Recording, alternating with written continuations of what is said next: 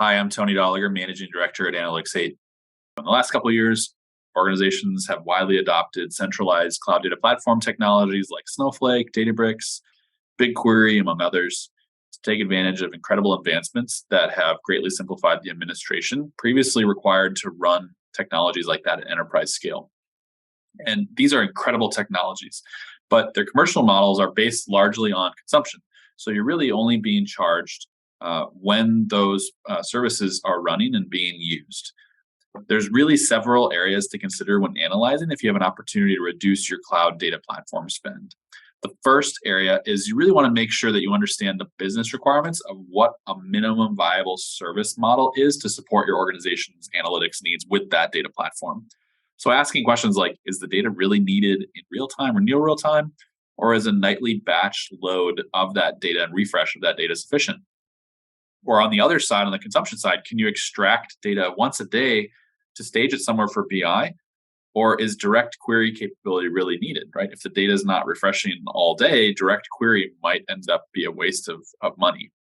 The second thing is really to ask that do you need to support 24/7 usage, or are there blackout times where you can actually shut down the usage of those services without impacting critical business processes? Can your organization actually live with those kinds of limitations in the shared pursuit of waste reduction?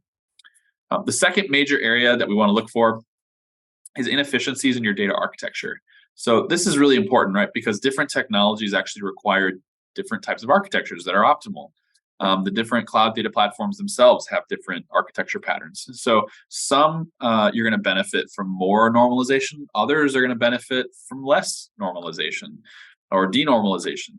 Remember that compute is the new cost paradigm. So sometimes breaking down architectures that require a lot of joins can actually be more expensive to you, even if breaking down those tables and normalizing them into discrete components might save a penny on storage costs. You're not really saving money.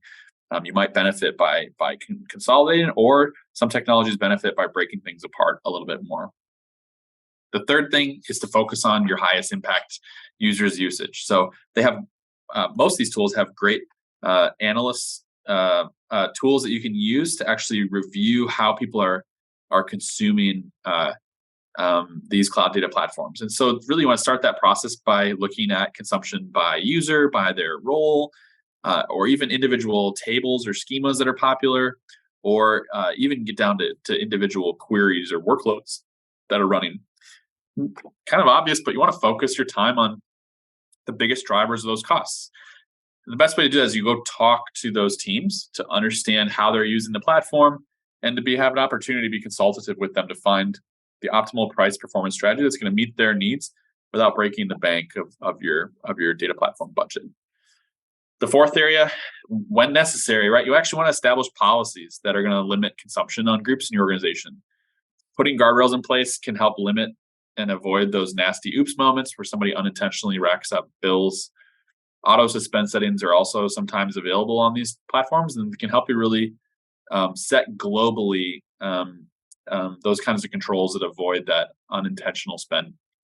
But again, you have to be careful, because if you overly constrain your organization, sometimes, right, that's actually a negative and can negatively impact opportunities your business might be using with analytics. So you just want to be careful on that. Make sure you're talking to people before you set policies.